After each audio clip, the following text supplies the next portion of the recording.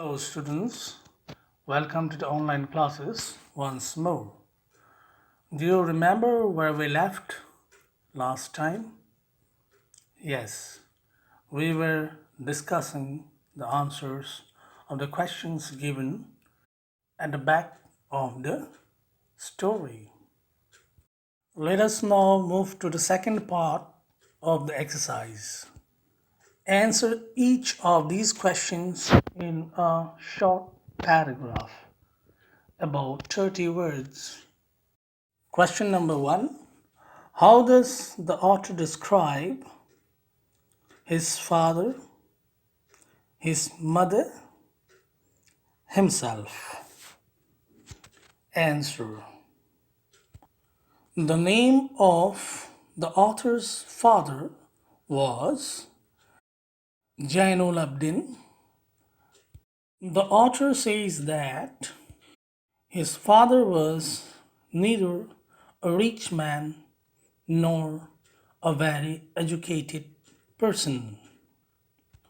Despite these disadvantages, the father of the author had great inborn wisdom and a true generosity of spirit. He liked to live in a very simple way, avoiding all inessential comforts and luxuries. However, he never failed to provide the essential things like food, medicines, or clothes to the members of his family. The author further says that he had inherited great qualities like honesty and self discipline from his father. Number two, mother. The name of the author's mother was Ashiyama. She had great sense of hospitality and used to feed outsiders whenever they came to her home. The author had inherited great qualities like faith in goodness and deep kindness from his mother. Number three, himself. In this prose piece, the author describes some incidents of his childhood. However, he also remarks about himself in certain areas.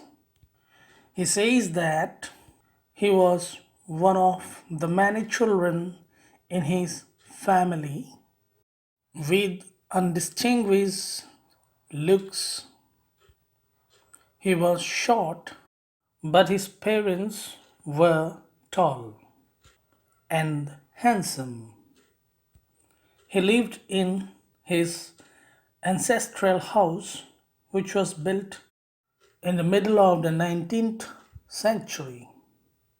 He further says that his childhood was a very secure one, both materially and emotionally. After that, he discusses some incidents of his childhood. Question number two. What characteristics does he say he inherited from his parents? Students, the answer of this question has already been discussed in question number one when we separately dealt with his father and his mother. So you can write the same answer. What qualities he had inherited from his father and mother. Now let's move to the third part of the exercise. Discuss these questions in class with your teacher and then write down your answers in 2 or 3 paragraphs each. Question number 1. On the whole, the small society of Rameshwaram was very rigid in terms of the segregation of different social groups, says the author. Sub question 1. Which social groups does he mention? Were these groups easily identifiable, for example, by the way they dressed? Answer. In the said line, the author refers to the religious groups in the society he was living. The two main religious groups of his society were the Hindus and the Muslims. Yes, they could be identified by their dress. The people of the Muslim community could be identified wearing a religious cap, the color of which was generally white. The Hindus, particularly the Brahmins, could be identified as wearing the sacred thread across their chest. Sub question 2. Were they aware only of their differences, or did they also naturally share friendships and experiences? Think of the bedtime stories in Kalam's house, of who his friends were and of what used to take place in the pond near his house. Answer.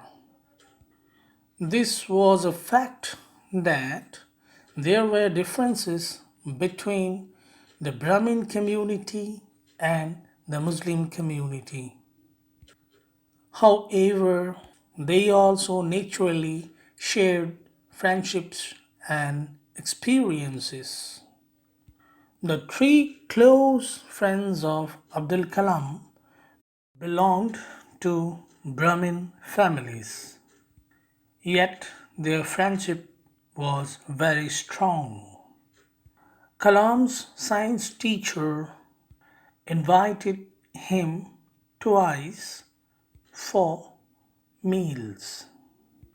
In his second invitation, Kalam felt that the conservative wife of his science teacher changed into a kind hearted person and served him food like anyone else of her community. The Muslim families also cooperated with the Hindu families during Hindu religious functions. During the annual Sri Sita Rama Kalyanam ceremony, Kalam's family used to arrange boats with a special platform for carrying idols of the Lord from the temple to the marriage site situated in the middle of the pond called Rama Tirtha. Ram's mother used to narrate stories both from the Ramayana and from the life of Prophet during his bedtime.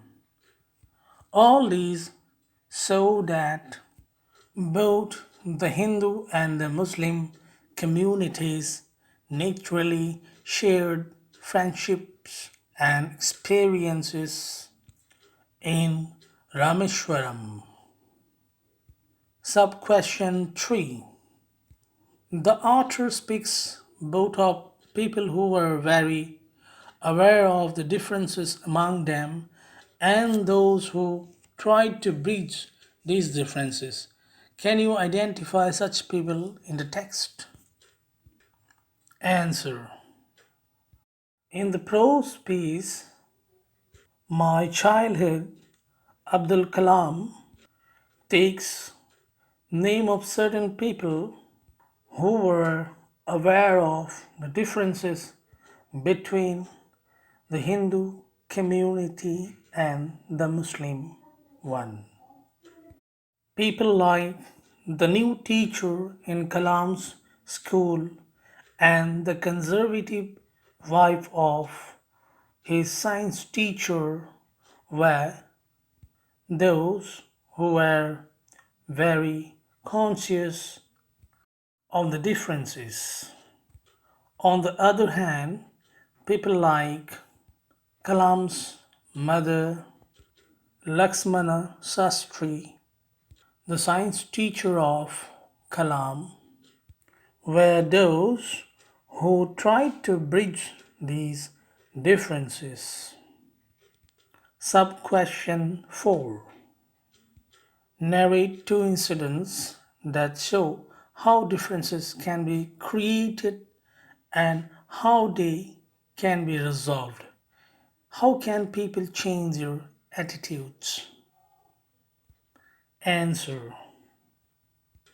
In the prose piece My Childhood by Abdul Kalam, the writer talks about two incidents of his childhood which are narrative of two perceptions.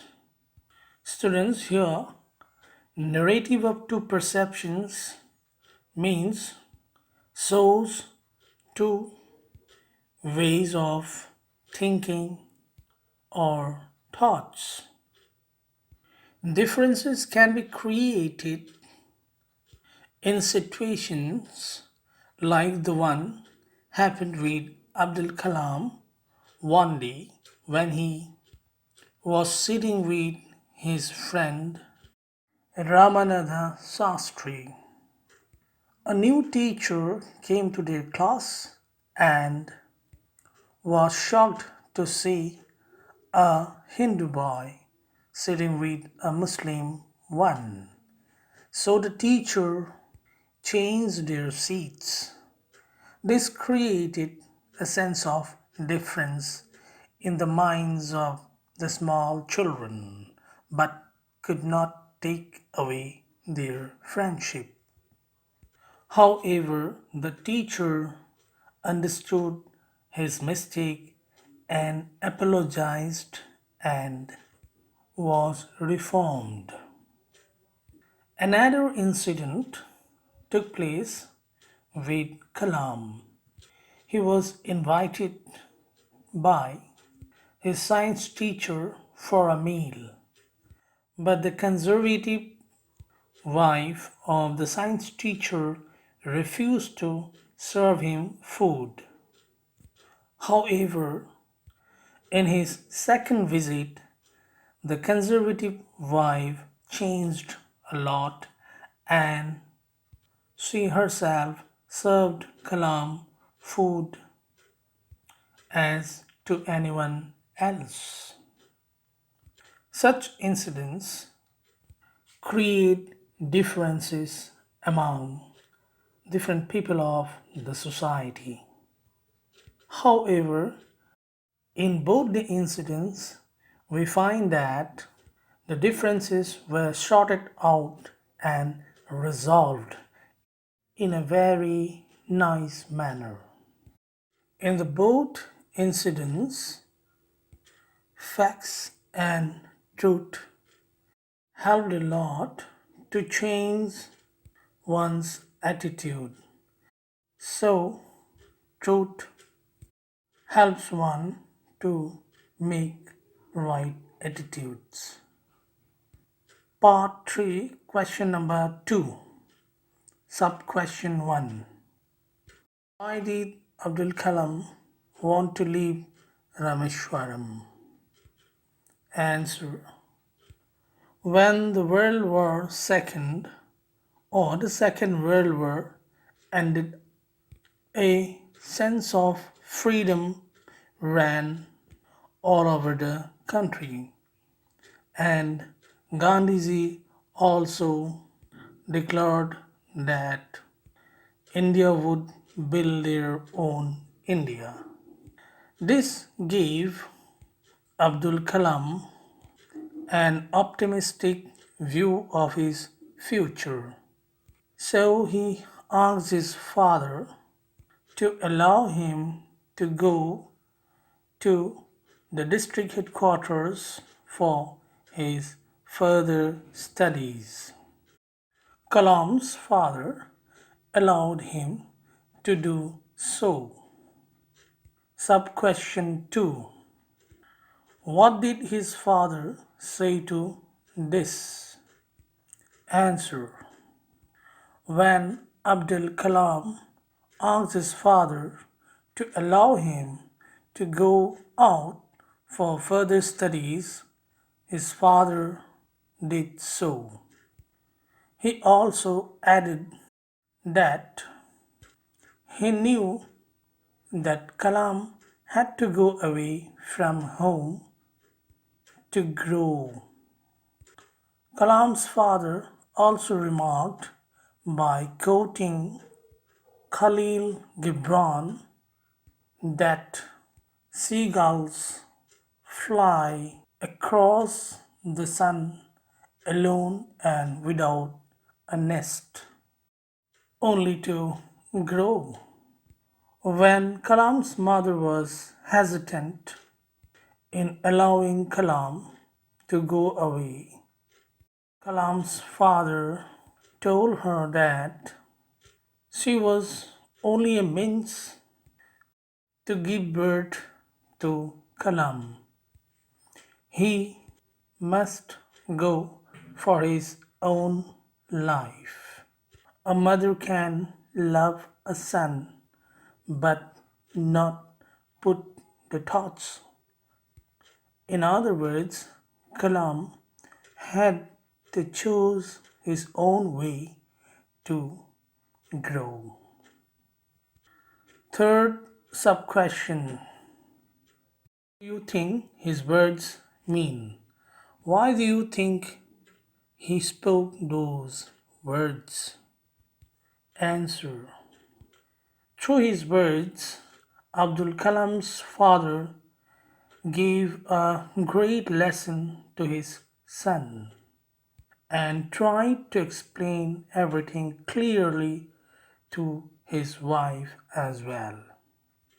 His father wanted to say that one has to decide one's own ways to grow, and one must leave one's home to grow and go for one's life.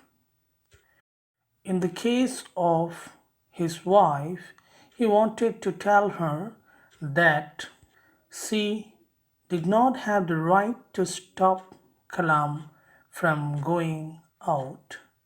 Her love would be always with him, but Kalam had the right to choose his own ways. So, students, we have come to the end of the question and answer part. Other exercises are there. Let us try them also. The first one is an activity. You can very easily do it with the help of a dictionary. I would like to tell you that you refer to an Oxford dictionary or a dictionary where you find the words English to English. Let's move to the second part of the exercise, that is, match the phrases in column A with their meanings in column B. This is pretty easy.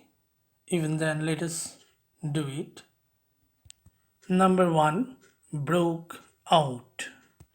Began suddenly in a violent way. Number 2, in accordance with, according to a particular rule, principle, or system. Number 3, a helping hand, assistance. Number 4, could not stomach, was not able to tolerate. Number 5, generosity of spirit, an attitude of kindness, a readiness to give freely. Number 6, figures of authority, persons with power to make decisions. Question 2 of part 2 is an activity. You can try your hand over this. It's also very easy. Let's move to voice, that is, here it's given passive voice. Rewrite the sentences below, changing the verbs in brackets into the passive form. First one is give away. Let us read the sentence completely. In yesterday's competition, the prizes inside bracket give away by the principal. The answer will be, in yesterday's competition, the prizes were given away by the principal. Number 2, in spite of financial difficulties, the laborers inside bracket pay on time. Answer, in spite of financial difficulties, the laborers were paid on time. Number 3, on Republic Day, vehicles inside bracket not allowed beyond this point. Answer, on Republic Day, vehicles are not allowed beyond this point. Number 4, second-hand books inside bracket buy and sell on the pavement every Saturday. Answer, second-hand books are bought and sold on the pavement every Saturday. Number 5, elections to the Lok Sabha inside bracket hold every 5 years. Answer, elections to the Lok Sabha are held every 5 years. Last one, that is number 6, our national anthem inside bracket composed Rabindranath Tagore. Answer, our national anthem was composed by Rabindranath Tagore. So students, there are a few paragraphs given below. So you can try your hand over these by using the correct form of the verbs given in the brackets, as we have just done in the exercise. So for today, let us stop here. We will meet again in the next online class. Till then, stay safe at home. Bye.